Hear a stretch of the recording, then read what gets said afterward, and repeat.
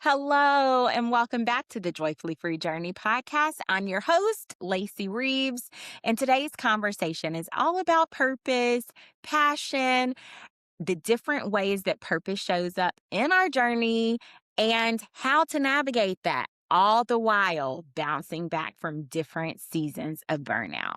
Today's podcast guest is Elizabeth Chevalier. She is a strategic advisor to CEOs as well as executive leadership teams. She has over 20 years experience and in her practice, she combines brain and body neuroscience to inform her work by providing measurable outcomes to organizations across multiple industries. I took away a lot from today's conversation, even some keys on how neuroscience informs how we show up as leaders in the workplace. No matter your level of leadership, whether you are a C-suite leader, a middle manager, a manager, or even administrator, we can apply the principles from today's conversation to wherever we are in life. And I hope that you are encouraged and you take away some actionable steps from this conversation. Without further ado, let's dive into my conversation with Elizabeth. This is the Joyfully Free Journey podcast. Let's get started. Hands reached up for heaven's gleam, chasing my godly dream.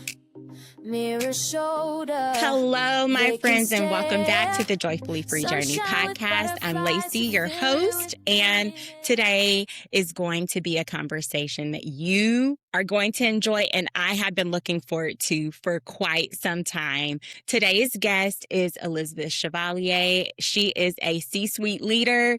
She has been in her industry over 20 years, and outside of what she does to empower leaders at an executive level, she is a mom. She's a devoted friend and someone I have looked up to for many years from afar. I'm so pleased to have her today on the podcast. Welcome, Elizabeth. Thank you for having me. I'm excited. I'm very excited. Yeah. I was so excited. I was just giddy with excitement this morning. So I'm glad that you're here Oh, today. I'm delighted. Thank you so much for offering. I'm looking forward to our conversation. Thank you. I think when we initially spoke, I was sharing with you about the podcast and how one of the things that I've been really leaning into currently is the idea of cultivating joy, no matter what is going on in life. And so Yes. with it being the Joyfully Free Journey and understanding that joy is a journey, I would love to get your perspective on joy, leadership, and all the things today. So I'm glad that you're here today. Thank you. Thank you. Before we get into the nuts and bolts of what makes Elizabeth, I like to start at the most basic level. Outside of what you do, the roles that you fulfill, who is Elizabeth? What is either one thing, one place, or one person that brings you joy? Well, I think at the core of who Elizabeth is, I've always had a natural interest in people and what makes them tick, what gives them frustration or sadness, but also what brings them joy. Wow. Always. Since I think the first time I remember having this sense or this curiosity was around the age of 10. And I remember sitting in church. I grew up a Catholic, and I remember sitting in church one day about 9 or 10, and I looked around at all the people and I started praying for them. And you don't do this in Catholic church. You just go to church, kneel, sit, and stand. And I just remember recognizing that people were there because God, they're sad. Some of them are sad. Some of them are afraid. Some of them are happy. Some of them are sick. Why? And how do they get better? So I've always had a natural interest in that. And it just morphed into, over the years, a natural interest in what give people well-being at work. Because I've seen with my history that work can bring you great sadness or joy because that's where we spend most of our working time. Good. That's where we have the most attention of most people on any given day. Think about that. You spend far less hours with your family members, in church, and everywhere else. So you literally have the captivation of a person more at work than you do any other place in their life. And why can't we start inspiring from that place? So that's a little bit about me. What brings me joy is over the years, the work that I've done, when I'm sitting with somebody and they have that aha moment, but also that self-aware moment that they realize the life they have is because of themselves. They created it.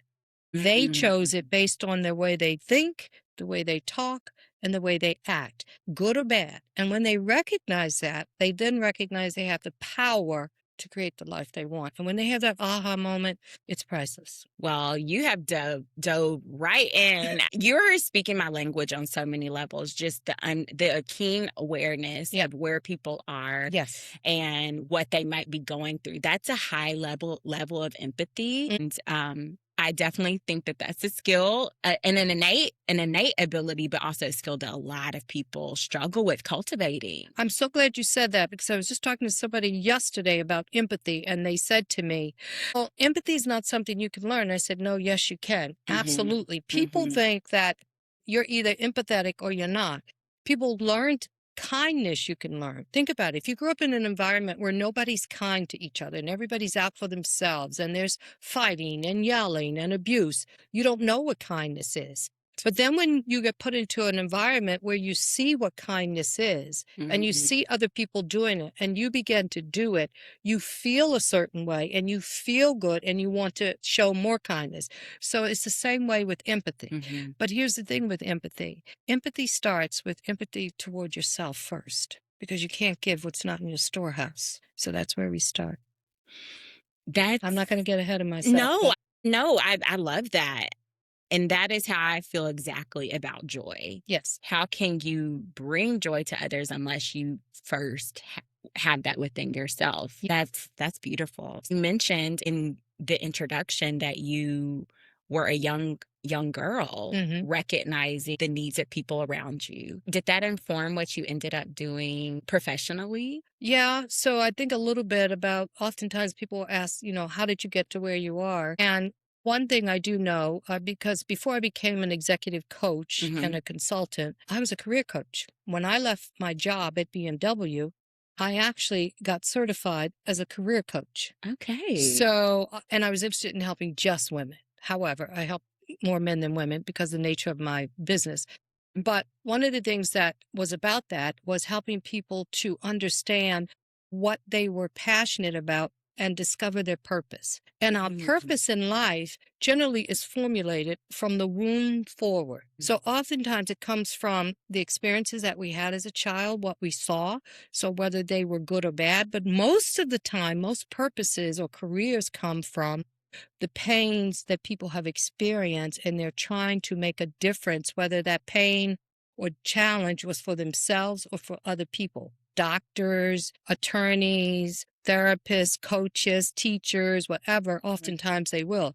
So I grew up it was a struggle. I grew up in a low-income home that was filtered with a great deal of abuse and alcoholism, 6 children, middle child. And as the middle child, you're probably familiar with the order of birth. So the middle child usually is the invisible one. So I learned pretty quickly to be selectively quiet and observe. And so I began to see patterns. And from that, and I also had to learn to fend for myself. So from that, I began to develop a level of strategic thinking about where I was and what I had to do to move forward. But then I took that later, because of the difficulties I had with abuse, etc. I had more of a compassion for people. So as I grew into my interest of area for college, I majored in psychology. And I did that because I wanted to figure out what was wrong with me. Why am I so sad? Why am I always angry? Why am I getting into arguments or fights a lot? Why do I feel so gloomy? How can I turn this around? And I knew at a young age I would do that. I just didn't know how. And psychology was the first step for me. And then from that, I just bounced off of that and landed where I am now, helping people I help people to navigate the workplace with greater calm and ease and confidence so they can do what they're called to do. That's beautiful, because the piece that you mentioned about purpose being informed by, maybe adverse situations, Yes. or even your upbringing, Yes. good, bad, and different. That's so interesting. Some people have mentioned to me on multiple occasions in the ministry work that I do, I just want to find my purpose. I want to find my purpose. And for a while, that was me as well. But I also recognize that sometimes purpose unfolds. That's right. It will continue. It's not maybe one thing. It could be one thing right now, That's but right. it can be ever evolving. Yeah. Have you seen purpose unfold in your life as it pertains to the work that you do, and even how you show up to the world? Yeah, and I say to people, your purpose, you really don't lose the purpose itself. So for me, my purpose is to help people in life, personally and professional, move through this life with a greater sense of love for themselves and ease and purposeful, so they can do what they love and serve. But the mode in which you do that may change. I love that. Okay, so it's the mode. So if I really want to help people, I started out before as a career coach. I wanted to help people find the career they love. I managed recruitment at BMW for many years, and I would watch people come in at BMW, and great company. And within 6 months, I've seen a lot of people age 5 years. Wrinkles, obesity, stress. You could see it in their face, the red flush face, ailments, relationship problem, children problem, marital problem. I've seen people literally drop dead, people with illnesses, depression, suicide. I've seen all of it. I was there for about 6 years. And so that first place, my goal was then, when I got out of BMW, I want to help people navigate their careers better. So that was the first mode. Then I said, I want to help women. That was another mode. Then it was, well, I'm going to speak about it. And so I was on the speaking list for many, many years, or the speaking circuit for many years. And then someone called me one day and said, I have a client that needs somebody to offer recruitment training. Actually, it was recruitment training to UNC Charlotte. And I got a call. I was living in Germany then, left BMW, moved to Germany with my husband's career for about 2 years. Got a call, and I started some training at UNC, and I ended up staying there for 6 years as an adjunct professor. Then go figure. Go figure. And then when I came back, because my daughter was still young, so I didn't want to go back to corporate America. Okay. Then when I came back and settled, then one day I got a call about 6 years into working at Charlotte. Someone wanted some training for their logistics team because they weren't getting along. And I thought, well, I've never done training for leadership, but I know people. This is another thing about finding joy along the way and finding your way. Always surround yourself with people that know more than you and can show you and teach you. Doesn't matter if you're the big boss, leader, or owner, always surround yourself. So I thought, well, I know people that have retired that are seasoned leadership trainers. I hired them, and that started my practice. And 22 years later, and here we are. And so now my mode was working for years with baseline supervisors to middle managers. And now the mode that I serve now is working with top leaders in the organizations, because now I get to impact from here, so things trickle down. So the mode changes, but your purpose never really does. Because when God creates you, he knows exactly the plan he has, and he puts that seed in you. And it's just, how am I going to serve now at this season, Lord? And I love that, because there can be so much frustration around the mode. That's right. Because the mode may be this right now, but I want the mode to be this. That's right. Because I would just say for myself, I'm very, I'm a high achiever. I know. I know you. Understanding, getting the podcast set. Elizabeth said, it's okay. I said, no, it needs to be perfect. It's all good. It's all good. Well, that's why I'm hopefully surrounding myself with people who have more experience and more insight into things that I can glean from. But just going back to the mode, just the idea of being agile. I feel like that's a word I heard a lot in my upbringing and leadership development. It's critical. Why is that? Do you mind sharing? I know that's not really what we intended to talk about. Well, I talk about these things a lot over the 20 years of training. Agility is critical. What agility is saying is I can be flexible. I can move with what is necessary. I take in what's around me and I can change or modify and adapt so that I can do the best I need to do in that moment. And agility is critical, of course, in business and in leadership, because that helps to maintain momentum. And in any business or endeavor, momentum is critical. You know that with your podcast. We were talking about it before we got on. If you just do 4 or 5 podcasts a year, you're not getting any momentum, right? But keeping up and maintaining a certain pace and then being ready to switch up when you need to is absolutely critical. Yeah. That's beautiful. I would love to go back to the topic of burnout, because when I was doing my research and looking at your website, which is gorgeous, by the way, it is absolutely stunning. Please correct me if I'm wrong. You want the workplace to be a healthy workplace, that Yes. they have joy in the workplace. Yes. When a person comes to work, the whole person comes. Okay, got it. Your body, your mind, and your soul comes. And if we're spending the most of our time at work should be feeding us, not draining us. We should be energized by the work we're doing, not draining. So I help organizations to create an environment that is more stimulating, but not always stimulating, like pushing up your cortisol, your energy, but more stimulating that's balanced with bouts of energetic endeavors, but also giving people the space to step back, to relax, to take breaks, to think, to appreciate, to value, so that people go to work and they feel more stimulated or energized and not drained. When you're in a culture that is constantly pushing, or criticizing or belittling, or there's silos and there's conflict constantly, people are drained and exhausted. And then they can't make the best decisions for the organization. They can't build the relationships that they need.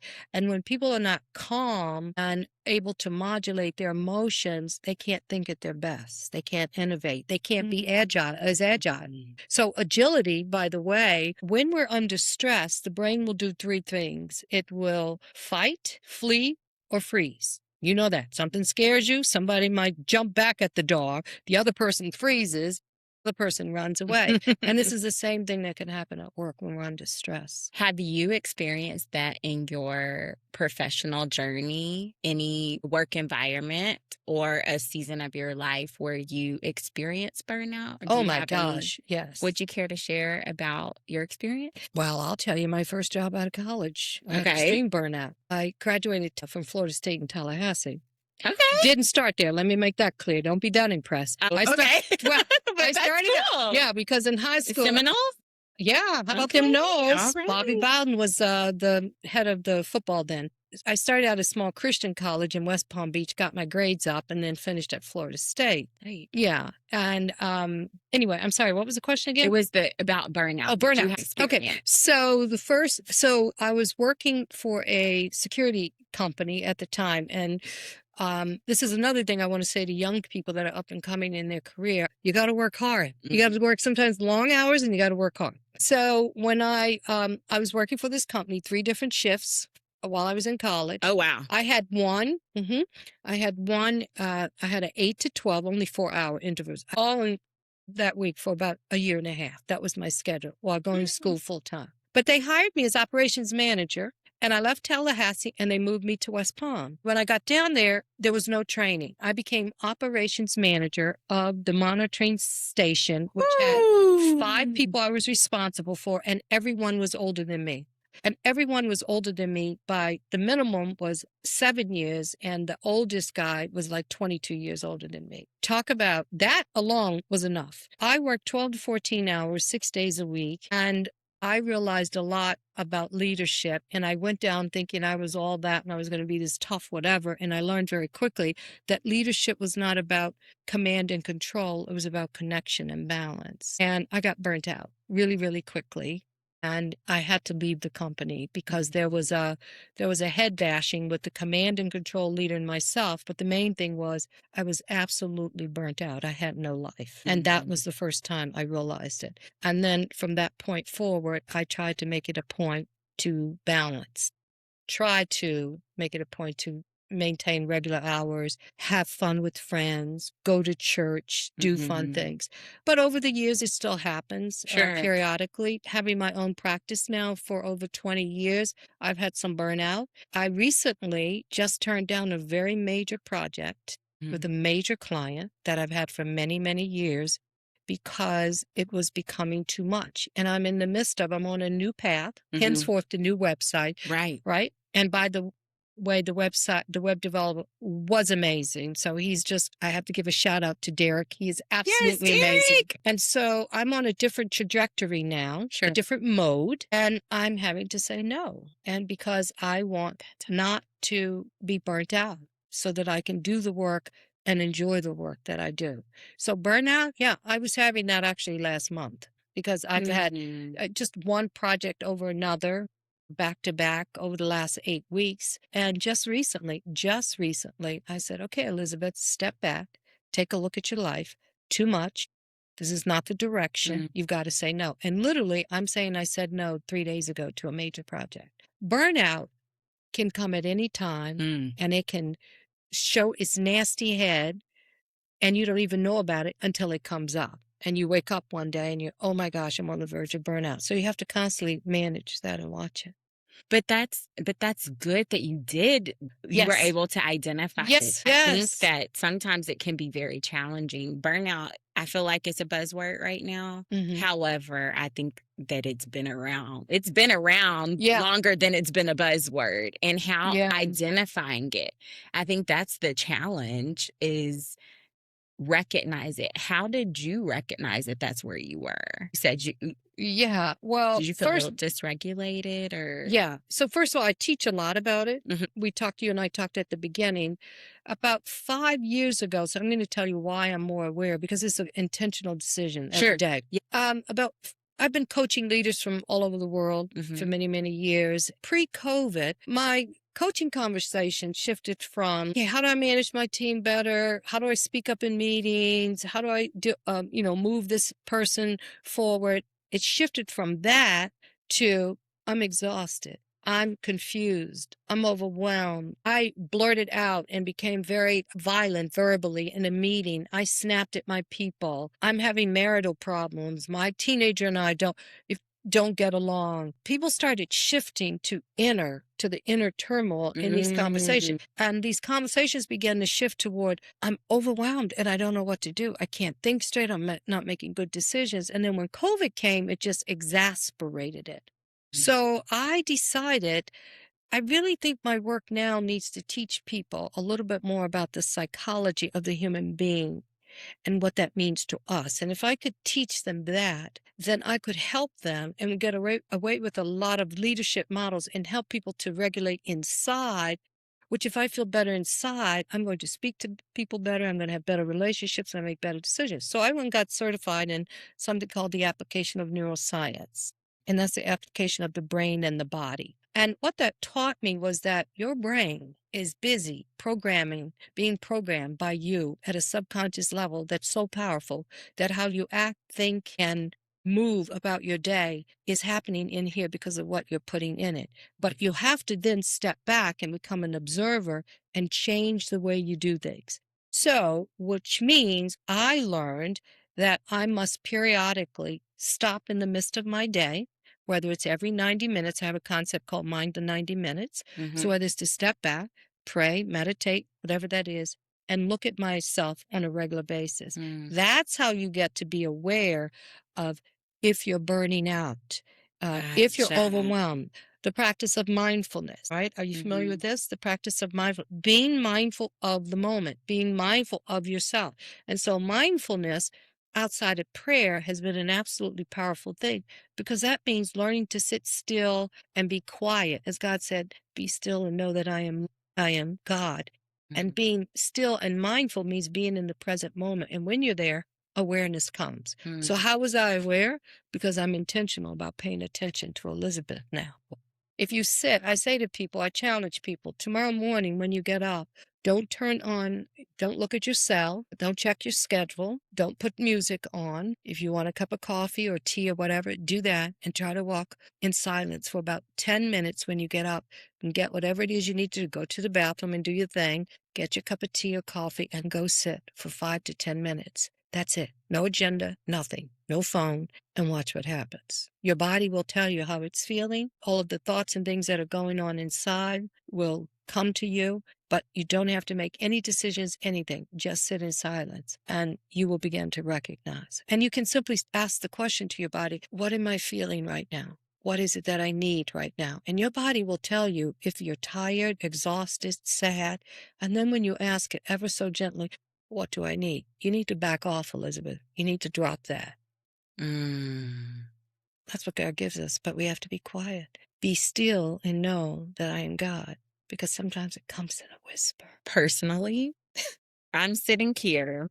I see you. I am so much more regulated. Well, it's because the energy that you're bringing to the conversation is very calming, because what you just shared was that you cannot give what you do not have. And I can tell that you practice this. Thank you. Because even in our short time together today, there's an awareness, there's a settledness about you, there is, and dare I say, confidence in who you are, who Elizabeth is. Don't know how you're feeling inside, but that's what I'm receiving. No, I feel all of those things. Yeah. Confidence is one it took a long time to get there, a long, long time. But what I'm grateful for is that you feel that. And I talk about this and teach it, that in the workplace and as a leader and in finding joy, you really don't find it, you just live it. And it has nothing to do, it's a choice. It has nothing to do with the surroundings, the people, just that 10 minutes of sitting quietly. That's the first round. And then I say to people, all right, next week, go sit or be somewhere for 10 minutes and just look around you. So whether it's outside or in your house, and I want you to see if you can come up with 5 things you're grateful for. This is another one that's powerful. Through your neighborhood, take a walk in the morning and walk through your neighborhood and really look at the trees. If the wind is blowing, look how the trees kind of dance with one another. Watch the squirrels or the butterflies or the dogs or whatever. Just watch the world as it's just harmonizing like a big orchestra, just being just in total synchronization. The sun, where it peeks in, or the clouds, or the shapes of the cloud. When you really, I'm getting just, my heart is rushing now. When you really look at that, you see the magnificent beauty, and you can actually find joy in that moment. I'm feeling it now because I'm just recalling it. For sure. And so it's when we slow down and we quiet ourselves that we're able to see it. My wish every day, prayer has been, God, whoever comes into my presence, let it be a good time. Let it be a peaceful experience. So whether it's in my home or in my presence. So when you say that to me, that's right. And when you were just sharing, that really reminds me of one of my biggest keys that I've had several rounds of therapy in just different moments where I've needed a little extra support. I am pro therapy. I'm much pro a safe place, whatever that looks like. For me, it has been therapy. It has been coaching at times. It's been mentorship at times. Sometimes it's all three at once. Just whatever you're able to handle at that time. Right. But there was one practice that I am so grateful that I learned, and it was a mindfulness practice. It's the 5, 4, 3, 2, 1. Have you heard of that? If you're talking about 5, you're probably talking about the 5 senses. Yes. So 5 things you see, 4 things you hear, 3 things you touch. 2 things that you feel. You said feel. Did I say that? Yeah, feel. Say. Yes. Say positive affirmations. Exactly. And then the one thing that you smell, just to kind of ground you. That's right. And when I feel overwhelmed or anxious at times, I feel like that is what my walks do for me. Just walking in nature and being aware, like you're saying. So I'm going to give you a little science. I told you earlier. Please. Put my little neuroscience. I'm here for it. Yes. So, and it's amazing because how God created us. Well, I'm just so happy that neuroscience has helped me to bring science and God together. And we're doing that better now. Carolyn Leaf does a great job of that in her book. Amazing. So what's happening, though, is everything that happens to us comes to us through the central nervous system and the 5 senses that you just discussed. And when it comes in, everything first comes into a center called the limbic system. That's the emotional center of the brain. And it comes in, that's the back, it's in the back of the head. So obviously everything comes in through the central nervous system, the spine, and it's going to get there first. If you're thinking about a parking lot or geographical location, it's coming there first. So depending on the magnitude and the attention you give that moment, it will strengthen that emotion in your brain.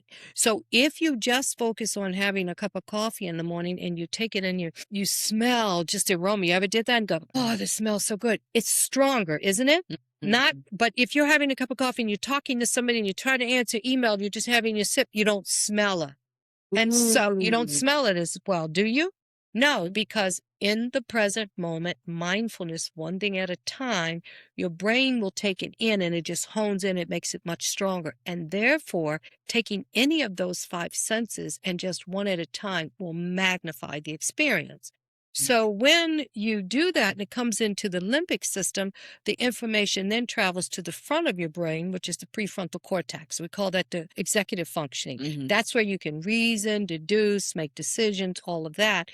And then you're able to better when you take it and allow it to park here and you sit with one thing, then it's able to move to the front of the brain, which takes about 10 to 20 seconds, move to the front of the brain, and then you can move through your day or their experience with more intention, which brings peace. I'm taking that, and that can apply to so many different things. That can apply to our relationship. Exactly. Being present in our relationships. It can apply to the work world, this fast-paced, nonstop. Now I can see why it's easy to get overwhelmed with social media and instant information. It's very overwhelming. And I will tell you this, Lacey, at your age and your generation, this millennial and Generation Z and Y, they were talking about burnout.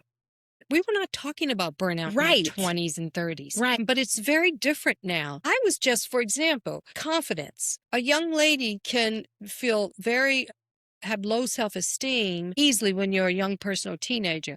But it wasn't as bad when I was growing up because I only had to look at myself, and we compare ourselves when we're young. Let's think about that for a minute. Sure. And I only had to compare myself with about 5 or 6 girls in the neighborhood because that's all I saw. Now you guys have 50,000. Our neighborhood is the internet. Yeah, but here's the thing. I could see that girl who looked very pretty or whatever, but then she opens her mouth and she talks with disrespect or she's mean or she can't formulate a sentence. She was just human. And I could also begin to see the vulnerable side of her and actually formulate some kind of a relationship or mutual respect. All that's seen on the internet in many of these cases where young ladies are comparing themselves is superficial perfection. Who can compete with that? So then when you have that and all the other stimulation, so think about it. I don't feel good about myself. Look at me next to her. Then you have this other information that says, oh, if you do these 3 things in the morning, and you have all this information coming to you, and at work, they're expecting this generation to do more with less. Everything is quick yesterday. You guys are extraordinarily overwhelmed. And your brain was not created for that. Your brain cannot handle all of this information at this level and this capacity. And so overload comes, and then you get under stress. And what happens? People flee, they fight, or they freeze. And this is what you see. And then there's immobility or bickering, or what's the newest thing now? People are ghosting families. So I think burnout today is huge because society and technology is putting it there on us. And it's your generation and my daughter, Monique, who's 25, her generation is going to have to change that because this is not working and it's not going to work. And people are imploding. People are imploding at all levels of the organization, in the community. And many people are shutting down and they're just working off of their laptops and not wanting to go out and do things and enjoy one another and all of those things that help balance our stress levels. And so burnout is huge. But I challenge people to, nobody has control over your telephone or your scrolling. Just us talking about it is a good start. Or having a girlfriend, we say, I'm not going to be on my phone today. We're taking a walk. Or we're going to a movie. We're going to have a dinner. Yes. I find I've shared my story several times on the podcast, so I won't belabor the point. But I do find right now in this moment of my personal journey, I'm in a season of bouncing back from the burnout experience. And it sounds like you've maybe had a few and Oh. you've bounced back. There's hope. There is hope. You've encountered it a few times and you bounced back.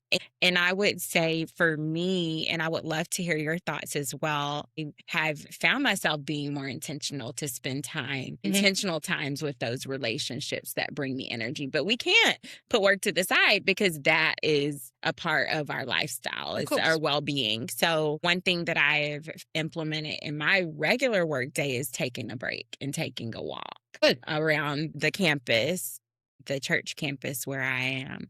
And my question for you would be, in your times of bouncing back, were there additional things that you found worked for you that you apply, or for a leader that you're coaching and they're experiencing burnout? What advice do you have for them and how they can take that back? So when I was getting certified in the application of neuroscience, we were introduced to this concept called the body budget. Okay. And I'd be happy to share it with you because you can then share it with your followers if you have a download application. And the body budget is a list of aspects on how we live. Everything from eating to sleeping to socialization, digestion, stress. I added loneliness on there because it's a big one. And loneliness depletes us. It depletes us in terms of health and neurologically. Won't go into that too much yet. And so when I did the body budget on myself, I realized, I was doing pretty good, but there were some areas of deficit. So I built a program around the application of neuroscience called Better Wellbeing. We've henceforth changed it to the Aligned Leader. We take people in a room for 3 to 4 days or in the training, and we create 2 training rooms. You've been through training, yes? So it's one room where you get training and you're learning and the theoretical and experiences. But then I created something called the Zen room. So if we're at a hotel, we take 2 rooms, and then one, we transform it into a Zen room with candles and incense, and everybody gets a mat and a blanket and a block, and we have soft music, and we have sceneries of the mountains, these big drapes that we put in there with the mountains, and the lights are down low, and people walk in, and you've got these big burly guys, and man, out on the line, with assembly or welding, right? There's those kind of guys, right? And they walk into the room, and they go, "What is this?" Or you get these, these international engineers, and they're so smart, and they're in, and these guys don't go on the sensing feeling side. What is this, Elizabeth? And you get, some of the Germans, what is this? What are we going to do? Mats? Do you want me to lay down on the mat? Well, by the time we give them this experience, sometimes people are falling asleep in there. We've got them snoring, some are talking in their sleep. But anyway, this is one way. Delivering this program has been transformative.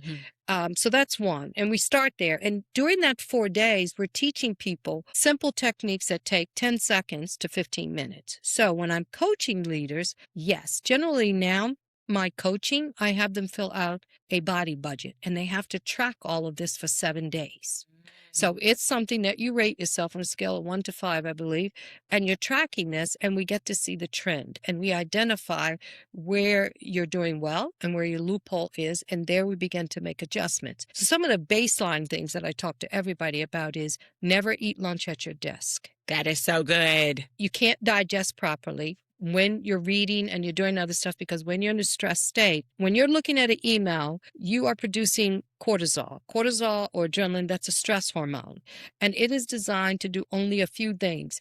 And to give you energy, but it's going to shut down the rest of the body. It's like if I say to all my soldiers inside my body, I need all of you now. We've got something we've got to do. Come on, let's charge. They're going to drop everything else they're doing. So all of the other functions in the body, they're going to drop. They're going to forge forward just for that. Right. That's what happens when you get energy. Let's say you're tired, but you had to get ready for something like this podcast. You'd let everything else go and you put your energy to it, and you're amazed because you can get it done. Well, that's your cortisol rushing up, but everything else shuts down. So when you eat at your desk, your body is not able to digest properly and produce what it needs to produce because you shut those centers down. Still by eating. Yes, it's on that. And cortisol is good for short bursts of time. Adrenaline and cortisol is what's get us going, is where mommy lifts the car if her child is crushed or something. How father can leap across a room when they see their child about to go in traffic, right? And you go, how did you do that? Well, that was a rush of cortisol and whatever, adrenaline to get you there. So learning little things, this is why mindfulness is very, very powerful. So not eating lunch at your desk. I have another concept. I say mind the 90 minutes. I keep a timer at mine. Minutes is ideal, but every 90 minutes, walk away from your laptop. Walk away. I don't care if you have to just shut it down or walk away or look at a photograph or go get a cup of coffee or tea or just sit for 2 to 3 minutes.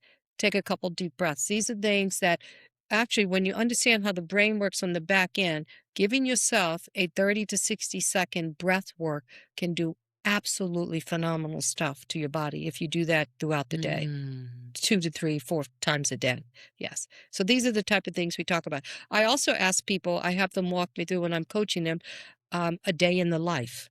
And so, yeah, oftentimes they'll start at work. I say, no, I want a day in the life from the moment you open your eyes in your bed and you go tinkle. Now, we all got to do it, so it is what it is.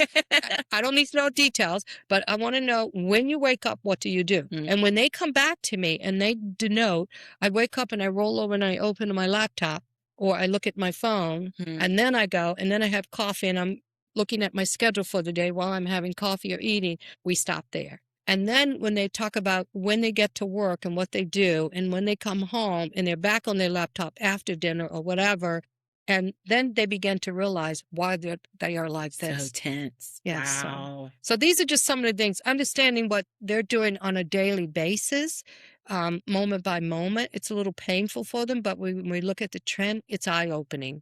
And they have this is when I get that question you asked me earlier, what gives me joy, when they have that aha moment, go, oh my God, no wonder I'm exhausted. No wonder I can't think. Look at what I'm doing. I'm not. And then when they understand the brain and the body and what it does and how you're feeding it or depleting it, then that's a moment where they begin to make small shifts. And I say to people, small shifts can be absolutely powerful. Just taking 2 minutes every 90 minutes can be phenomenal to the body. Yeah. And I find that when what you're saying to me translates to being kind to yourself. There you go. Just that self-kindness. Yes. You're mentioning having joy within, Yes. having a settledness within, and that allows us to lead in a more gracious way, or like more of a full-body leadership method instead of maybe task-oriented approach to life. Yeah. So, Lacey, what I've found is why people struggle with doing these things.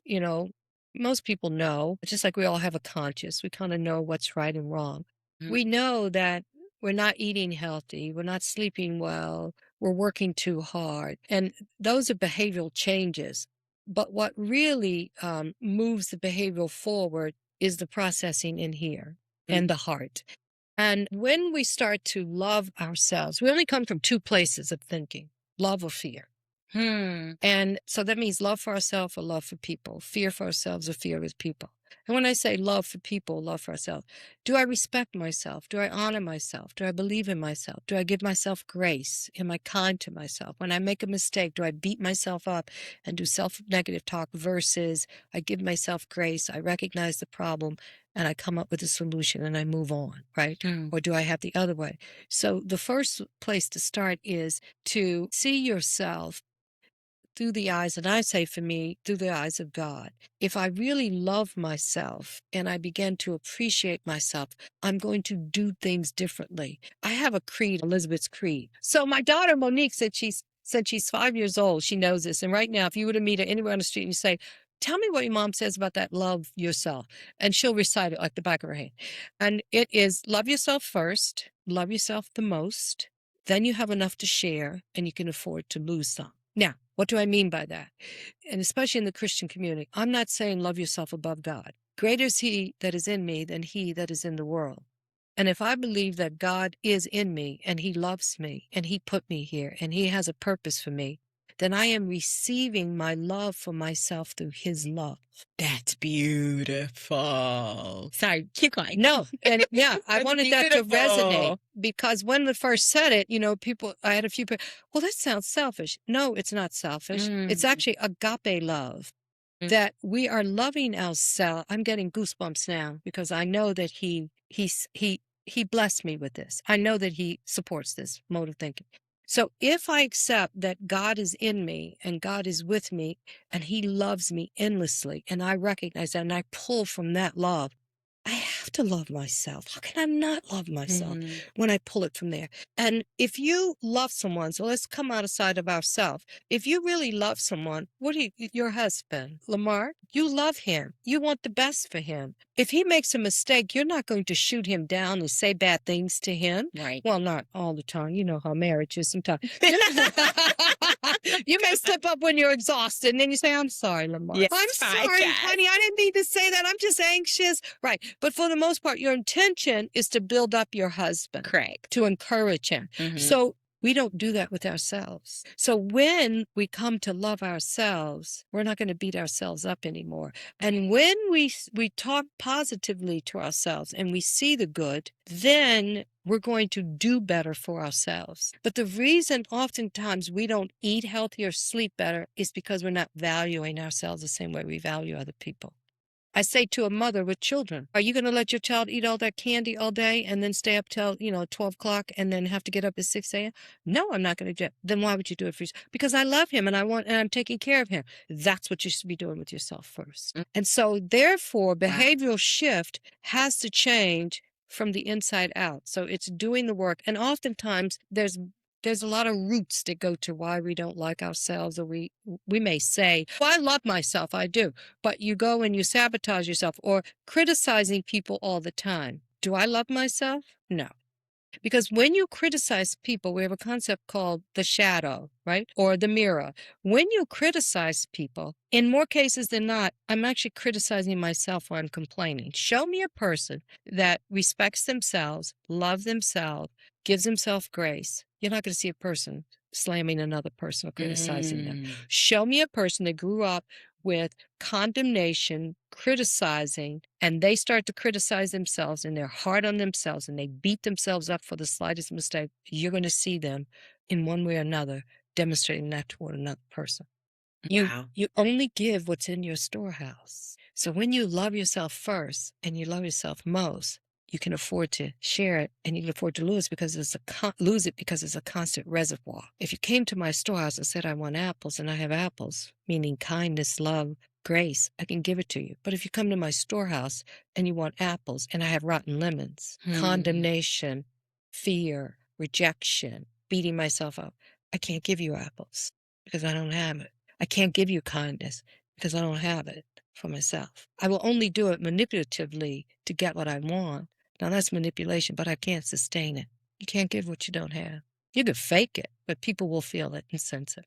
And I know you know that because you've been around people who've been acting kind or whatever, but you can sense. Can you sense sometimes when it's an ulterior? Correct. Mm-hmm. By the way, we all have about a 3 yards meter of electrical energy all around us, because everything is electrical energy that emits around us that people can feel it.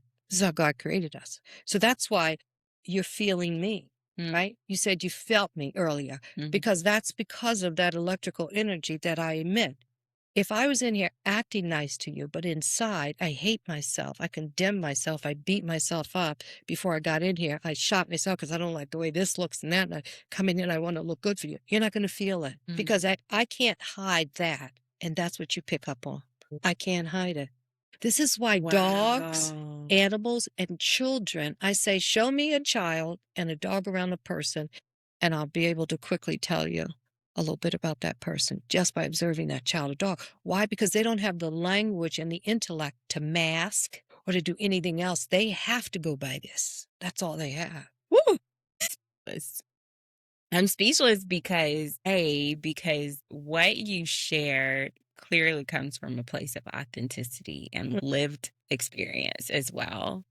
And and the second reason why I'm speechless is because I think what you've shared has given me an additional vocabulary around what I'm already experiencing with people or in environments. Because that's, sometimes people will say, oh, that's a toxic environment. I don't know if it's a toxic environment. It might just be people are going through things in this environment and they have not dealt with them. And so I am grateful, so grateful to walk away from this conversation with more language. Good.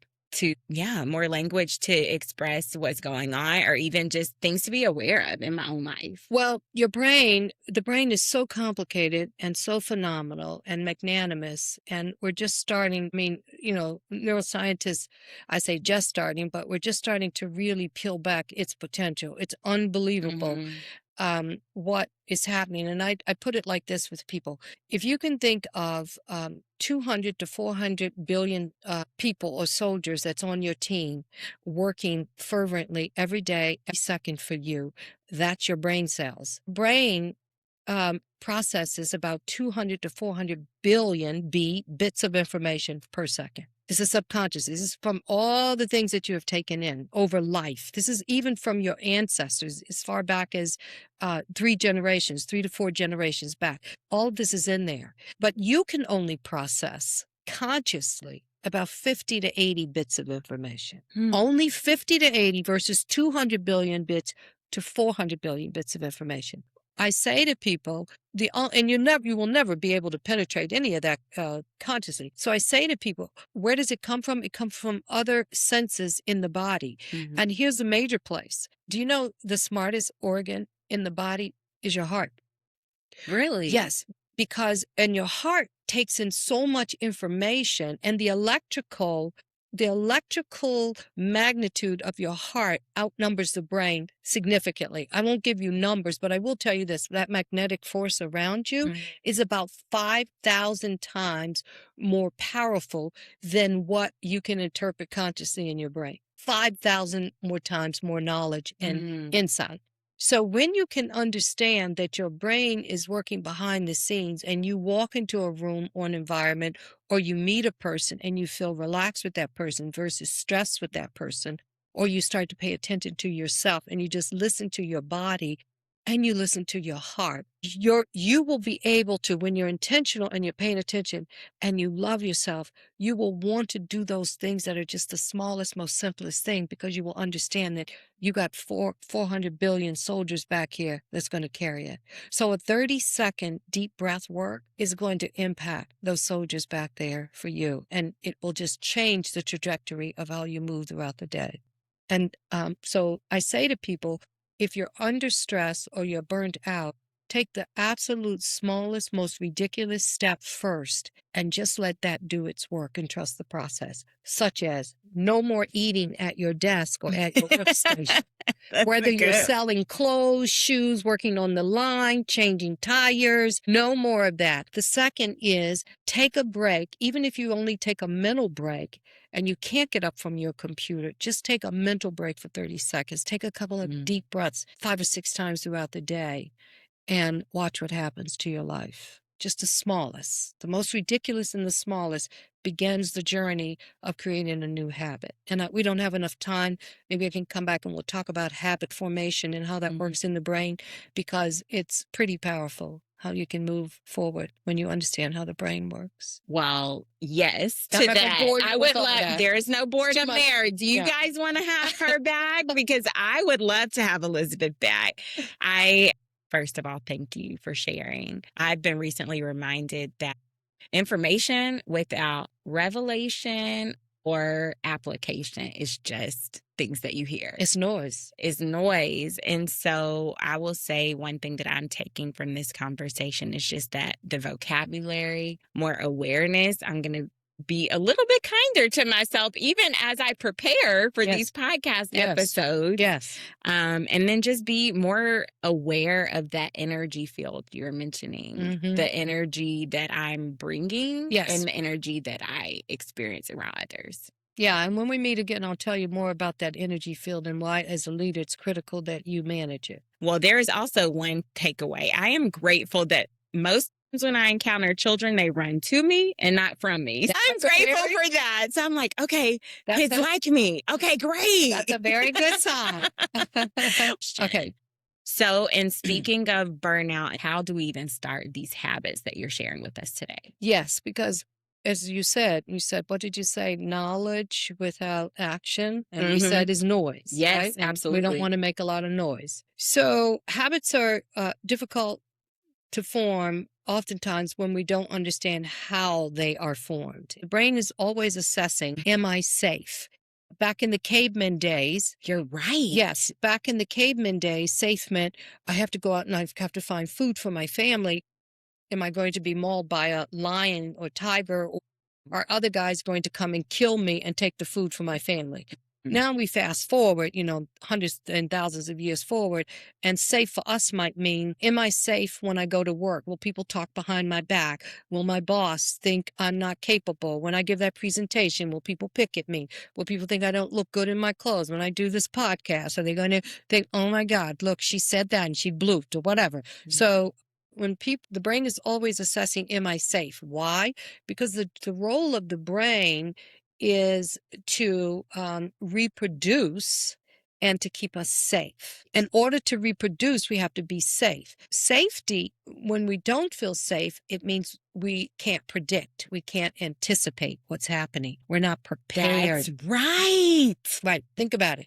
When someone puts you on the spot in a meeting you're not prepared for, how do you feel? Crazy. Yes, because I'm sweating I wasn't crazy. prepared for this. This is why many people have a big fear of public speaking, because public means I don't know you generally. I don't know who you are. I don't know how you evaluate me. You see, the brain safety means certainty or predictability. This is why young children want you, and parents out there know this, want you to read the same book over and over again. You're like, if I read that book one more time, I'm going to go crazy. That's because, think about that. Yes, that's because they know what's coming in the story. And it's like, especially if it's a good ending, of course. And it gives them this peace because they know what's coming and they can't wait. And so it feels safe. This is why putting a child on a structured schedule, even if they don't want to go to bed, and once you get them in their jammies and in there and after they're bed, they feel safe or relaxed because it's a routine. It's predictable. And the brain goes, you're safe. We know what's going to happen and it's okay. So when you are starting a new behavior, I'm going to forward to that one. When you are starting a new behavior, the brain is going, what is this? Oh, I don't know. I don't like this. This is uncertain. I know sitting in front of that laptop and I just keep working. And I know if I keep doing this, I'm going to get it done and my boss is going to be happy and that's going to happen. And that's safe because we can predict it, right? Might be exhausted, tired, and irritable, but I know exactly. That's why they say misery loves company, or people that are grumpy and irritable stay grumpy and irritable because at least they know. Right? They know what's going to happen. So when you're starting a new behavior, you have to help the brain assimilate. It's safe, Lacey. It's okay. So how do you do that? Also, you want to build what we call, the brain has synapses, meaning connections. Right. Where it links onto this and it links on the net and then it becomes a partner and it just kind of does things together. So in order to start a new behavior, you want to attach it to a current behavior that's already automatic. So let's say that I want to start exercising on a regular basis. And maybe I want to go and take a walk, for 15 minutes and then come back and do 10 push-ups. And then I'm going to do my ball exercise or something. Well, that's too much for the brain. That's overload.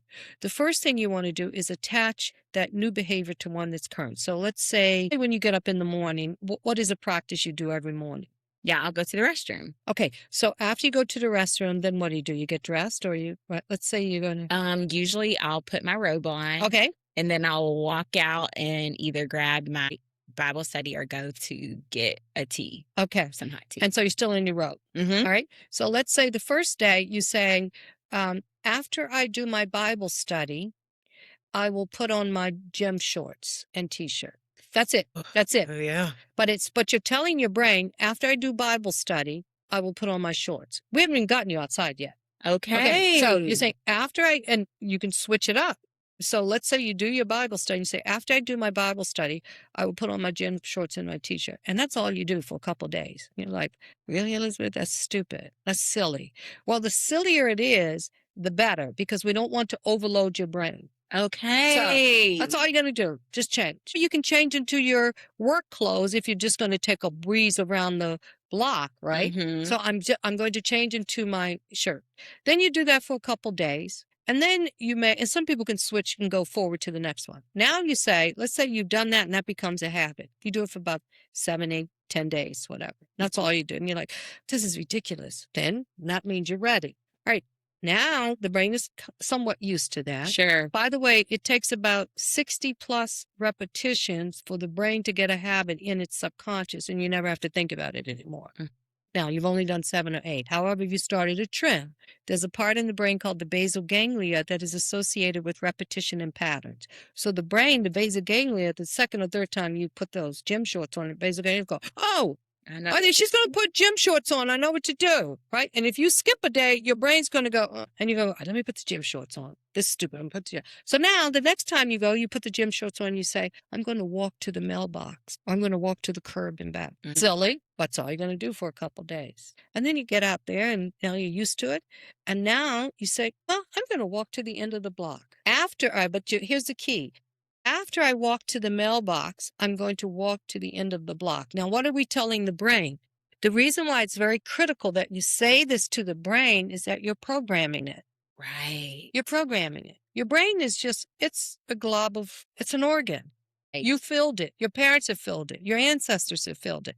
Doesn't mean it's your truth. It's just what it's filled with. You're going to scrub it of some stuff. It no longer serves you. You're going to put stuff in there that serves you. So you're just reprogramming it. And now before you know it, you're going to be walking around the block because you're going to program your brain to say that. So let's say you're going to say, I'm going to walk around the block every other day, Monday, Wednesday, or Friday. And let's say you do that for 7 or 8 weeks straight.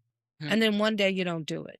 Let's say maybe 2 days you don't do it. First time you don't do it and you go in, your typical response would be to beat yourself up. Lacey, I can't believe you forgot that. Elizabeth says it takes 60-something times to do that before it becomes subconscious and automatic. And now you just blew the numbers, right? Consecutively it takes. Here's the magic of the brain. Let's say you skipped a Wednesday and you know you did, but you had to rush off to work. Well, you just take a quick moment and you see yourself with your gym shorts on, walking around the block, and you say, Lacey, this is the way it went. And you saw yourself walking, you go, okay. And you shut the door and you go on. Your brain took it as a mark so you never lost the count, because the brain doesn't know if it's in the realm physically or in its head, because everything is perceived in your head. This is how athletes can accomplish major feats. And when they do that mind work and they hire coaches to help them see it, and they say, see yourself jumping over it. See it. I want you higher. You're going 2 inches higher. They're seeing themselves go 2 inches higher, and they get up there and they jump 2 inches higher.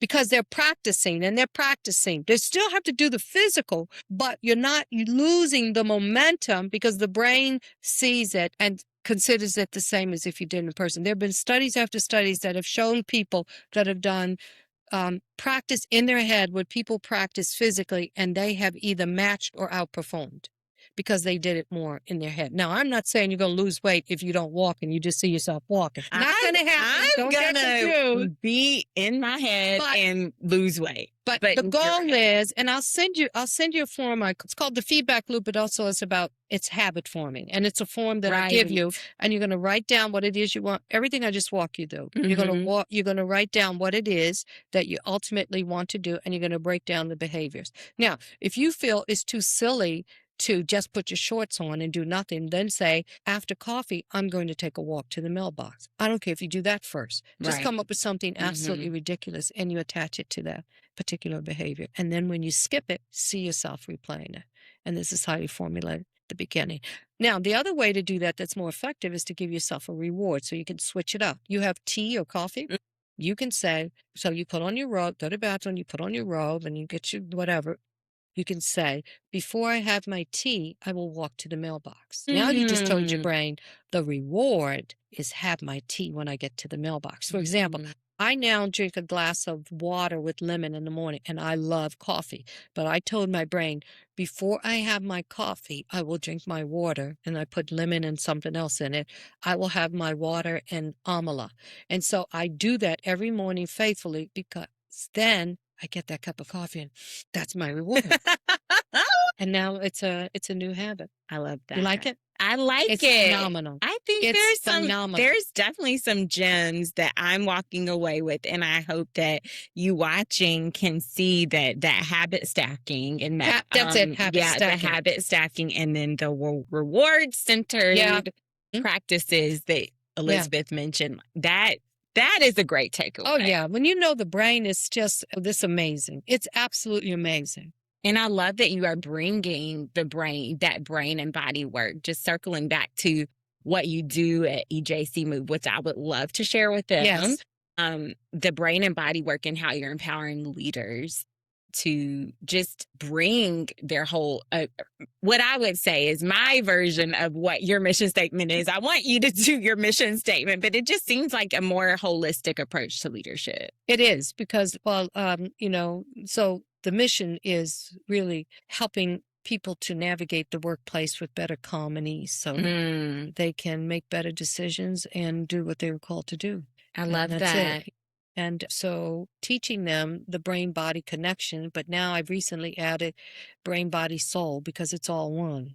And I'd say people, soul, it's your heart, it's your inner self, it's your most self. And, 5 years ago, I couldn't use the word soul in companies. There's no way. 5 years ago, I couldn't take people into a room in an organization and have them lay on mats and do yoga and breathing deeply and all of this and talk about prayer, meditation, inhaler. I couldn't do that. But I think we're ready for it. Companies know they have to. Sure. People want it. People yearn for it. And so that's the shift in the work that I'm doing now. And that's my mode. That's my new mode. I was just going to use your own word. I love this new mode. That's so if anyone watching is in a space where they are a decision maker, they're looking for this type of work, this mindfulness, apply this new leadership modality. How can they connect with you, Elizabeth? So we have EJC Move is our website. We're on LinkedIn. I'm on LinkedIn, EJC Move, Facebook, and then YouTube. We're in the midst of, we've got some stuff up in YouTube, but we're launching a pretty major platform on YouTube around wellness and mental and physical health in the workplace. So stay tuned for more of that. I love that. I'm following it right now. Well, thank you again for being here. Thank you for sharing your light, your wisdom, your story here with us on the podcast. I'm so grateful for you. That's funny.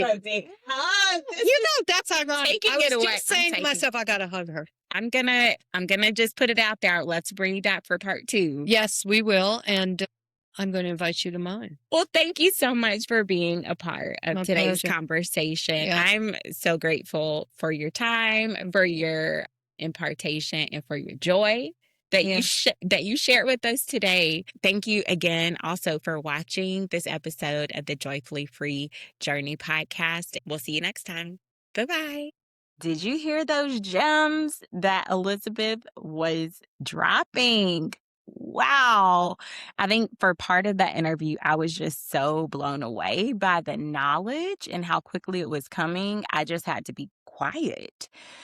There were so many great takeaways from this conversation. If you want to hear more of the work that Elizabeth is doing, I encourage you to visit her online on her website, ejcmove.com, as well as her socials. I'm already subscribed. I'm bought in. Can't wait for more mind, body, and soul connection in the content that she's producing moving forward. As I mentioned in our conversation together, burnout is not always linear. It's not something that we go through one time and we may not encounter it again. As you saw in Elizabeth's discussion with us, she has experienced this in multiple different stages of her. It manifested in different ways, and she learned different things with each of her encounters with burnout.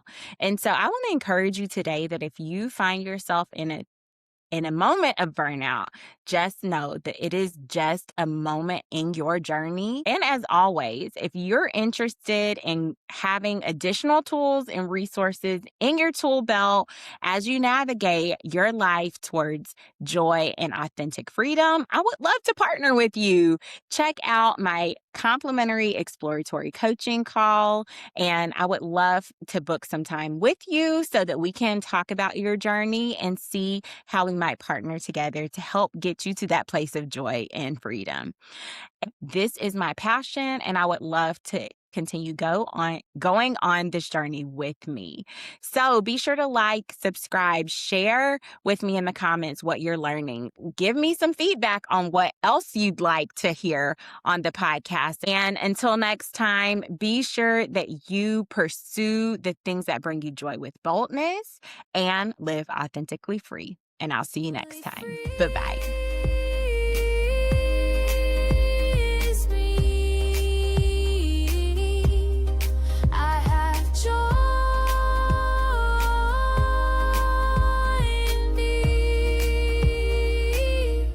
I am joyfully free.